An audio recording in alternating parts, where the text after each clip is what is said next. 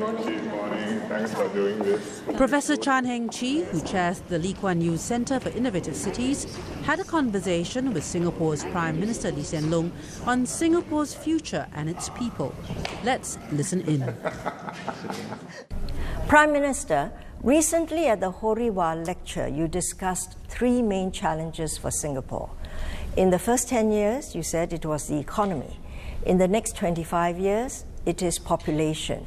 And in the next 50 years, it would be identity. Yes. All three are related. Yes. The economy depends on the population, and the kind of population Yes. you have affects identity. Yeah. Let's talk about the economy and population and people first. What is it about economic growth worries you? What worries me is that the easy ways of doing it, we have already maxed out. We started off with unemployment 50 years ago. So you grow by getting the unemployed people employed. It's not easy, but you create the jobs for them, you build the factories, and life improves. Then we reach full employment. What do you do next? We got the women into the workforce, and increasingly women, instead of staying at home, started working and earning. So we have two-income families. Then eventually many women are working. What do you do next? Well, we brought in foreign workers to top us up so that we could make good in the places where we don't have enough. Now we have got 1 in 3 of our workers are foreign. You really don't want that ratio to go more and more extreme. What can you do next? So what we did next was to have older workers work 55, 60, 65, which they like to do. But that reaches a limit too. What do? The only thing you can do is productivity. Work smarter, work better, deliver the results, and improve our lives. And productivity is very tough to do. And that's what we depend on now. Now, Prime Minister, there are some people in Singapore, especially the younger people, who say, why are we so worried about economic growth? Why do we need 4% growth? Why can't we do with 2% or 1%?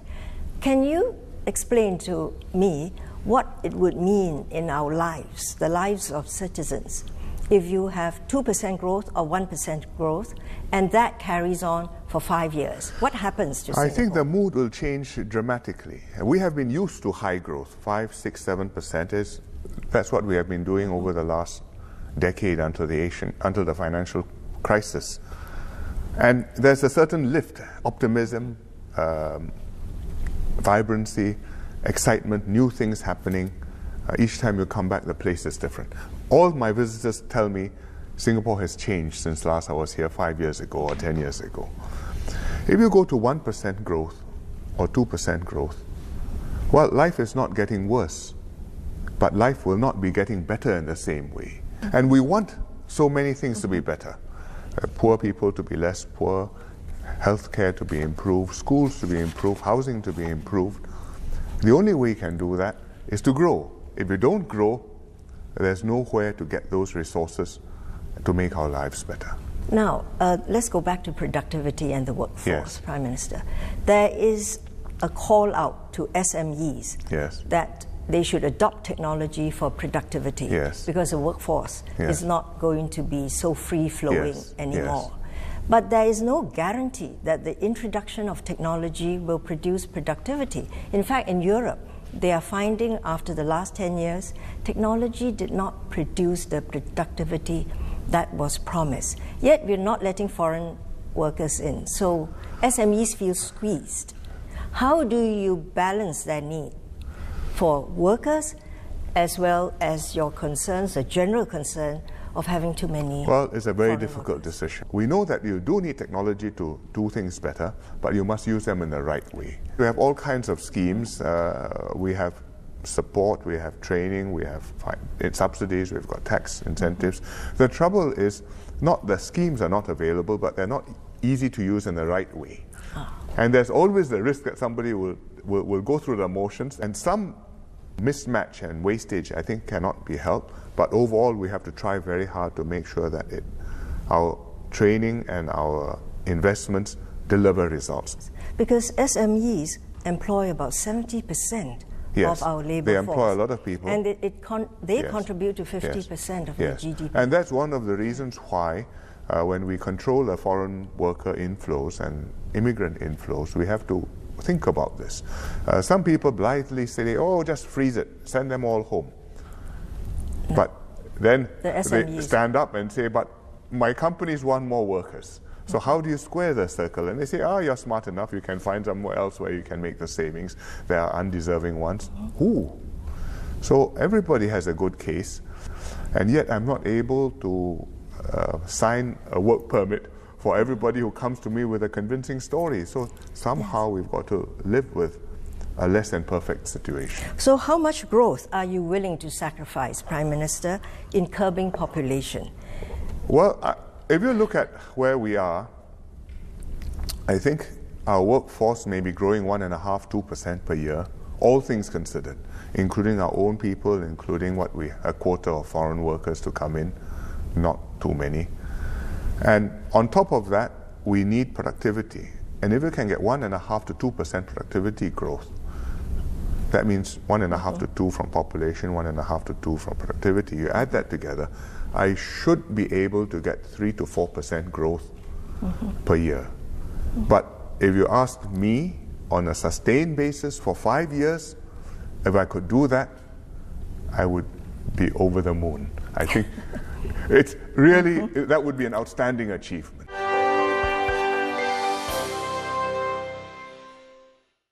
Some people say the government is being populist when you are now curbing population. Well, I have two answers to that. First, we do have to watch to see how the foreign workers and the immigrants are fitting in with our community, and you have to watch the mix so that you don't overbalance the numbers or the tone of our society. So it's not populist to take cognizance of these real problems and to deal with them and to calibrate the inflow. Secondly, I would say, apart from any sentimental reactions or emotional reactions, we do have to look at the overall population size in Singapore. And you cannot say that if I want to say X million and the economy wants that, therefore I will have that. I mean, there's a trade-off in terms of the space, the infrastructure, the carrying capacity of this island, and we have to decide how far we can go. And so I think what we have tried to do since really over the last 10 years, when in the earlier phase, when the opportunities were there and we needed the growth, we were more generous in bringing in the foreign workers and the immigrants. But in the last 5 to 7 years, really since before the last election, we have calibrated, we've brought the rate down. Last year, the inflow was the slowest it has been in a very long time. And I think that is necessary. Yes. Now, Prime Minister, I think Singaporeans understand that for growth, you need more population. I don't think Singaporeans worry about the maids coming or construction workers. Yes. It's your PMETs, the professionals, managers and executives and technical people who worry that foreigners are prepared to come in to work for less pay and they are marginalized. I think we have to watch to make sure that when we bring in people, whether it's blue-collar workers or whether it's PMETs, we also take care of Singaporeans who may be in that sector and who cannot easily move out of that. We have to make sure that the PMETs get a fair opportunity, that they're fairly treated, and that we are not overwhelmed by an inflow which is squeezing our own people out. We've made quite a number of measures over the last few years to do this, and I think that we also have schemes to help the PMETs who are displaced. Because if you're 40, 45 years old, middle-aged PMET, you lose your job, it's not so easy to find a similar job, and sometimes it takes some time, sometimes they have to take a pay cut, sometimes they do find another job in another company. But I think that these transitional pains are real, and we can do things to help them. Now, with the curb on the immigration flow, Prime Minister, have you won more support from people compared to the angst of the PMEs and SMEs? Well, I think this is an emotional and understandable reaction. From a rational point of view, if you ask somebody, do you want your maid sent home, he says no. I think many people who want to keep their own foreign workers and associates would say, yes, I'd like to see fewer here. And it's difficult to square that. So I would say we have addressed the issue, we have made the difficulties more manageable. There will always be frictions when you have a foreign worker population or immigrant population in a country, and we have to manage that. And in cities all around the world, especially global cities, populations do increase. Yes. And people are attracted, young people, Yes. talented people, Yes. to these cities. Yes. Yet in these cities, London, Paris, Sydney, they find integration a little more challenging. Yes. Because the foreign populations come and concentrate in districts and Yes. neighborhoods. And so subcultures Yes. develop. Some clustering together, I think, is quite natural to happen and difficult to prevent.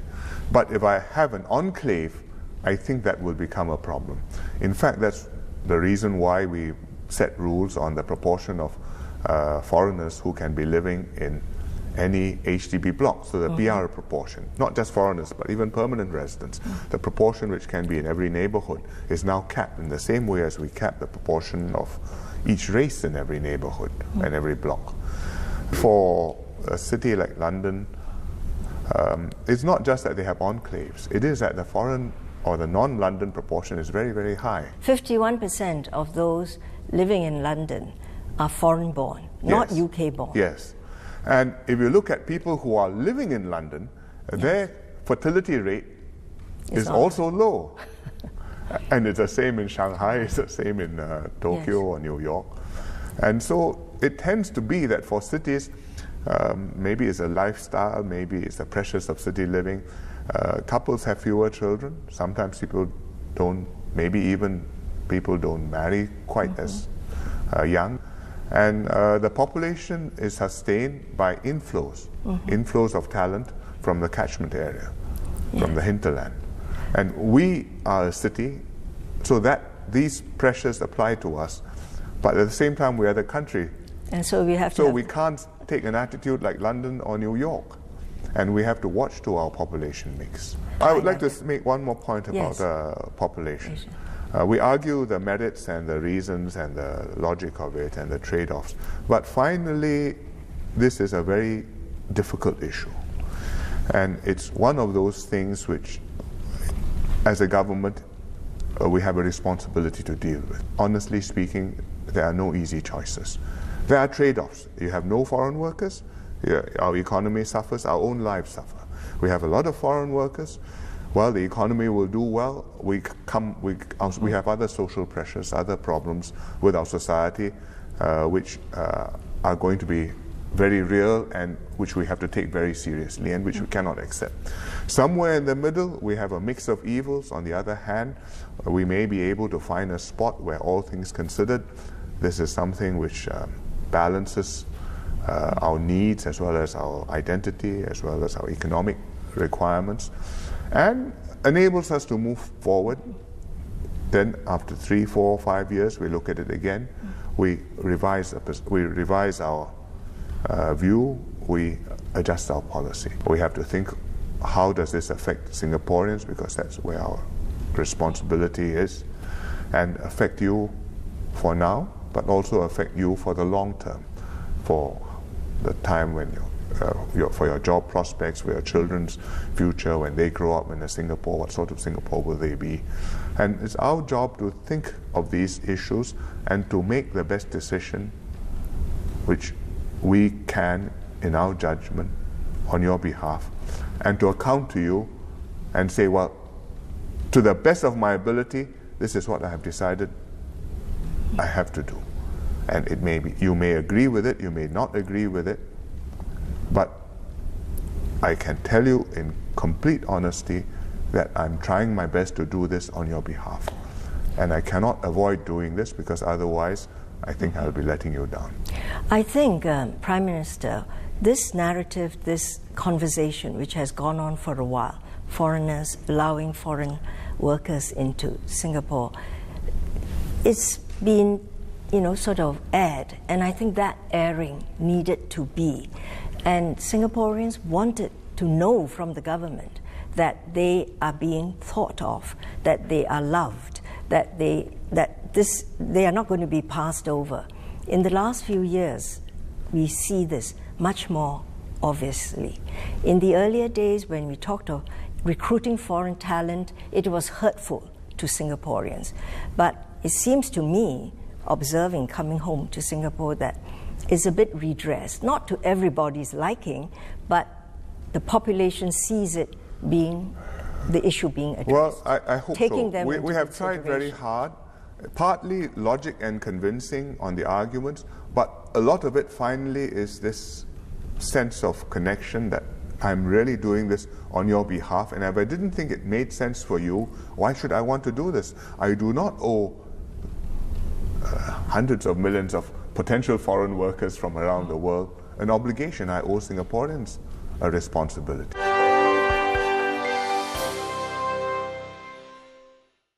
In 50 years, you worry whether Singapore can keep up this identity, which is the commitment of people to pull together and build the country, to be committed to the country. Why in 50 years? Do you not think you have to worry about the problem now, even now?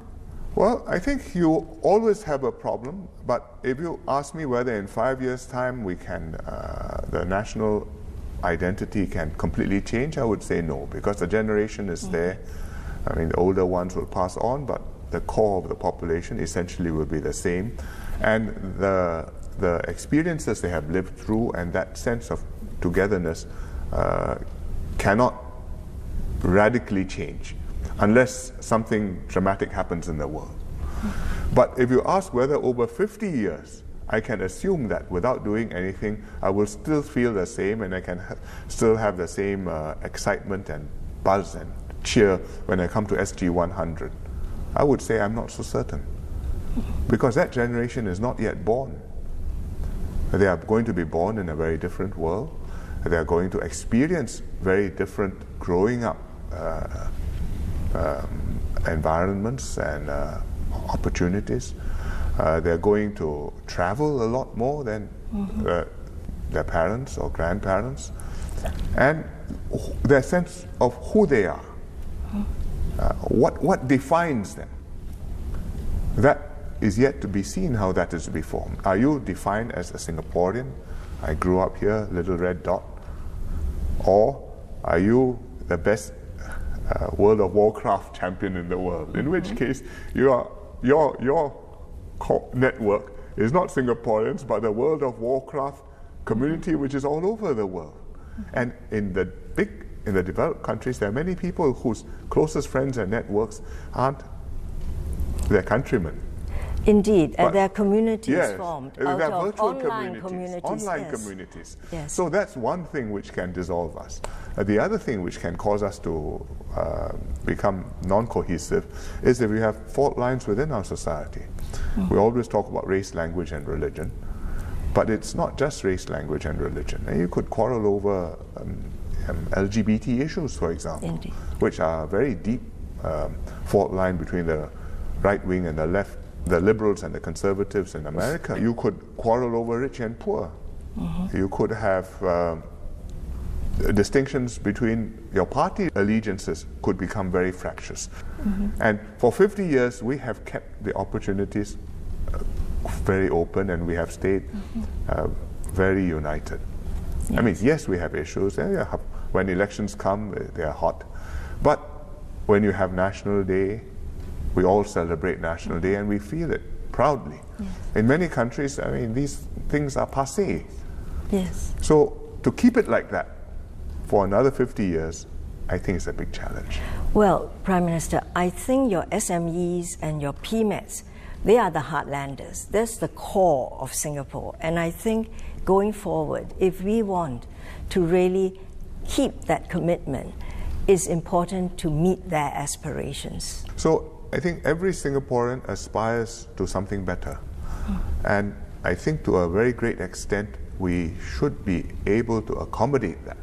Doesn't mean that anything you dream you can do, but it means that many dreams have the chance of being fulfilled. And then if that's the kind of place we are and that's how we think of ourselves, I think that can be one element of the Singapore identity. That we may come from a small place, but we dare to dream and we have the gumption to go and make those dreams come true. We've been talking about the next 10 years, the next 15 years, and the next 25 years, and the next 50 years. Now, recently, just 2 days ago, I had a friend who's a financier. She's a woman from America, Wall Street. She does work in the emerging markets of Africa. She came to Singapore for the first time, and she told me she was bowled over. She visited botanic gardens, but she said, stepping into Singapore, this field is marvelous. Singapore has this sense of efficiency, but she said there's a softness about it. I took that as a great compliment. Yes. Now, Prime Minister, how do you see our country now? And what do you see the future of Singapore to be in 25 years? That's a very difficult question. I think you have to work at both the head and the heart. We are efficient, but there are things which we can do better and which we must do better in delivering services, whether it's public transport, whether it's government services, whether it's services at private counters, even in Sim Lim Square. There's possibility for improving, necessity to improve. At the same time, we have to work at the hard part of it. We have to be efficient, but at the same time, there must be that human touch. And the human touch is not just in terms of the government showing a good heart, but individuals in their own lives not being self-centered, being prepared to work with one another and go that extra mile to help their fellow men and women. And we have that. You can see it in the stories which have come up recently. But sometimes you also hear of stories where people have not been so big-hearted, and I think that we need to work at that. It's work in progress. In 25 years' time, I cannot tell you what it will be because nobody knows what the world will be like in 25 years' time. I think it will be the world will have made progress. I think unless we have kept up with the world, if we are still like we are today, we will not be as happy as we are today. We have to be better, and I think we can, which I think we can do. And if we can do that, I think we can be satisfied, fulfilled, and I think a people who feel that we have the future in our hands. So on that very positive note, Prime Minister, I thank you for this conversation. Thank you.